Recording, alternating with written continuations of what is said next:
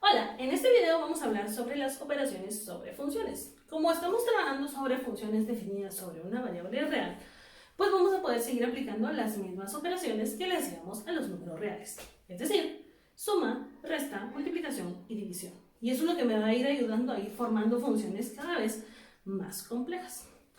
Cuando nosotros hablamos de estas operaciones de funciones, pues vamos a empezar partiendo que tenemos dos funciones, ¿verdad? Entonces, digamos aquí, sea f y g, dos funciones con dominio de f y de g respectivamente.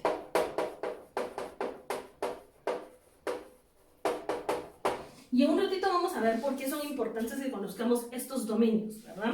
Entonces, dentro de las operaciones de funciones, pues tenemos las cuatro básicas. Primero, la suma, f más g aplicado a x, es lo mismo que yo tenga la suma de f más la suma de g. Si yo tengo la resta, f menos g aplicado a x es f de x menos g de x.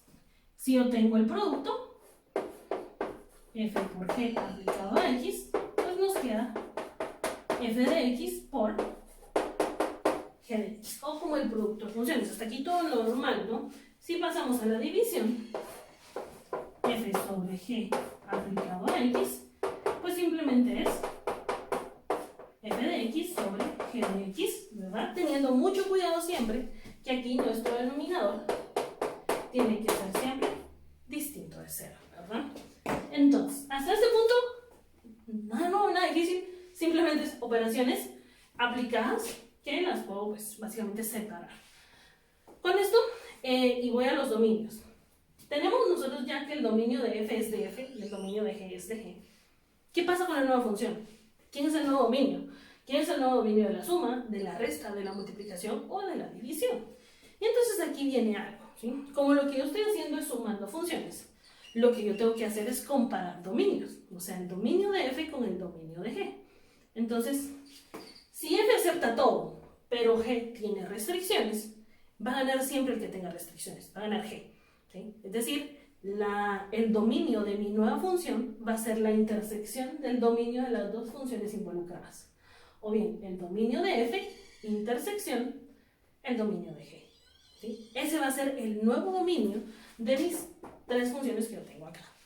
¿Por qué les digo solo de las tres? Porque en el cociente sigue siendo la intersección, pero hay que agregarle todavía que debo de considerar que el denominador nunca puede ser cero, ¿verdad? Entonces, eso es algo que hay que tener muy en cuenta cuando tengo este tipo de funciones, de que analizo el resultado final, como hicimos hace tiempo unos videos acerca de dominios, o voy analizando dominio de una, dominio de otra, hago la intersección de estos dos y ese es el dominio resultante, ¿verdad? Entonces les dejo aquí en un cuadrito el resumen de lo que acabo de decir acerca de los dominios, de las nuevas funciones y seguimos con un par de ejercicios.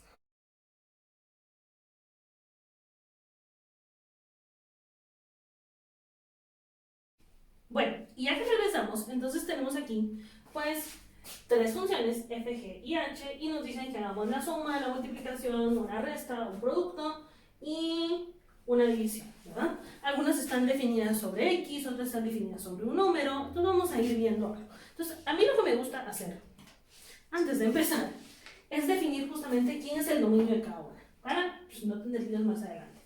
¿Quién sería el dominio de f? Si nos damos cuenta es 2x, o sea, la x ustedes le pueden meter lo que quieran, por lo tanto serían todos los números reales, x que pertenecen a los reales. Ahí no hay nada. Esto no me lo pidieron, pero es lo que me gusta hacer a mí primero. Ahora, ¿cuál sería el dominio de g? Como es una raíz, sé que las raíces, como es una raíz cuadrada, una potencia par, entonces tiene que ser siempre positivo. Entonces de g, voy a poner aquí, tal que x pertenezca al intervalo de 0 a infinito. ¿Sí? O pueden poner x mayor o igual que 0 y estaría correcto. Y el último, de h, pues este de h nos quedaría, ¿dónde hay problemas con las fracciones? Cuando el denominador es 0. ¿Qué número hace 0 el denominador? 1. Entonces sería x que pertenece a los reales, excepto el los tengo ahí listos porque, tal y como vimos antes, el nuevo dominio es la intersección de los dominios involucrados, excepto si en la división ahí hay que agregarle algo más. Entonces miremos, ¿en qué consiste hacer f más g aplicado en x? Pues tal y como está aquí a la par, f más g aplicado a x no es más que f de x más g de x. O sea, literalmente agarramos f de x más, ¿quién es la otra? G de x. Fin del problema.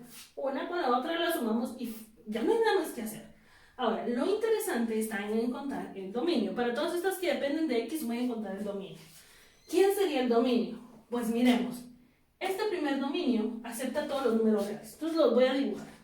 ¿Sí? El dominio de esta son toda la recta numérica, de menos infinito a infinito. ¿Sí? Pero la de las raíces solo acepta valores que sean mayores que 0. Es decir, del 0, voy a marcar aquí, en adelante. Entonces les pregunto yo, ¿cuál es la intersección entre esos dos conjuntos? ¿Qué se repite entre estos dos? Muy bien, se repite solo lo que va de entre 0 a 1, lo amarillo. Por eso es que decimos aquí que nuestro dominio sería x que pertenece al intervalo desde 0 hasta el infinito. ¿Sí? Porque al final ganó el dominio de la raíz de x, pues porque es el que menos elementos tenía. Entonces, ahí ya tenemos esto, menos entre comillas, ¿verdad? Hacemos la intersección entre los dos. ¿Qué pasa con el siguiente? F por h aplicado a x. Pues simplemente es agarrar f y multiplicarlo con h. Entonces, si se dan cuenta, nos queda 2x multiplicado con 2 partido x menos 1. Entonces, todo esto, pues ya lo podemos escribir como fh de x es igual a 4x sobre x menos 1. Entonces, pueden volver a hacer lo mismo o simplemente ignorar lo demás y trabajar bien con esto. Porque el dominio de estos son todos los reales, la recta azul. El dominio de estas son todos los números reales excepto el 1. Entonces, pues me quedo con ese de excepto el 1, porque es lo único que está generando el problema aquí. Y mi dominio sería x que pertenece a todos los números reales, entonces, al conjunto de todos los números reales excepto el 1, porque el 1 hace que esto falle, ¿verdad? Porque algo partido 0 no existe. Ahí está. Ahora, ¿qué pasa si aquí nos dicen que hagamos resta? Resta, no hay ningún problema. Esto es lo mismo que hacer f de 4 menos g de 4. O evaluar en 4. Ese es un camino. Pudieron haber hecho la resta en términos de x y luego sustituirla. Viéndolo así, este es f de 4, sería evaluar esta función, que ya la borramos aquí un poquito, solo la voy a componer. Ahora sí, f de 4, entonces nos quedaría 2 por 4, ¿verdad? Menos g de 4. G de 4 es raíz de 4. 2 por 4, 8, menos raíz de 4, que es 2, y esto nos da 6. Entonces, simplemente ahí, aquí no hice nada de los dominios, porque de la misma forma como f más g, hacer f menos g, el dominio es exactamente el mismo en la suma y en la resta y en la multiplicación. En la división, eso es lo que hay que tener cuidado. Miremos la d, f por h evaluada en 1. Pues nosotros aquí, era lo que les decía en el anterior, f por h podemos hacer lo mismo, evaluar f de 1 por h de 1. Podemos hacer eso, o como aquí ya lo teníamos hecho, f por h, puedo utilizar esta. Cualquiera de los dos caminos me da lo mismo, ya sea sustituir el 1 aquí o sustituir el 1 acá. Pero, a ver, ¿qué pasa con el 1? Bien, ¿sí? Ese 1 que yo tengo ahí genera líos, porque esto acepta todo número real excepto el 1. Entonces, cuando tenemos un número que nos está sacando un error, porque pues abajo nos queda el 0, pues simplemente decimos que esta operación no existe. ¿Sí? O no está definida porque no la podemos operar, ¿verdad? Y ahí estamos. No existen los números reales. ¿Qué pasa en este caso? G sobre F. Pues nada nuevo. G de X sobre nuestro F de X. Pero, ¿quién es G de X? Raíz de X.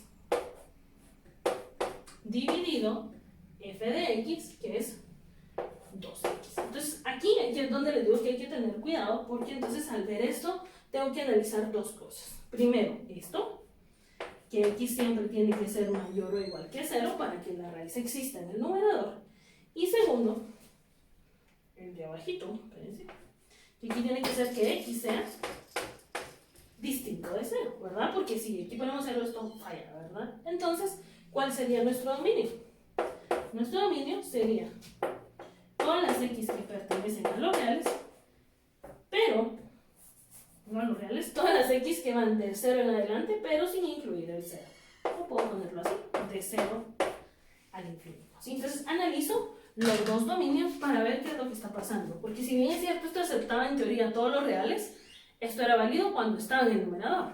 Pero si está en el denominador, pues tengo que tener cuidado que acepta todos los reales excepto el 0 y que esto acepta los números del 0 en adelante. Entonces la intersección de toda la recta numérica sin incluir el 0 y lo demás, pues sería simplemente de 0 en adelante sin agarrar ese valor de 0, ¿verdad? Entonces ahí tenemos nosotros varias operaciones, algunas que existían, algunas que pues, simplemente no existían, como este caso, que si uno saca los dominios primero, uno se da cuenta, ah bueno, puedo meter aquí cualquier número que yo quiera, excepto el 1. Si me viene 1, de un solo no existe.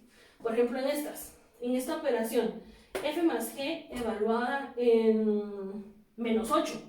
Ya sé que no se va a poder porque esto solo acepta números que van del 0 incluido en adelante. Aquí no puedo meter yo menos 5. ¿Por qué? Porque raíz de menos 5 no existe.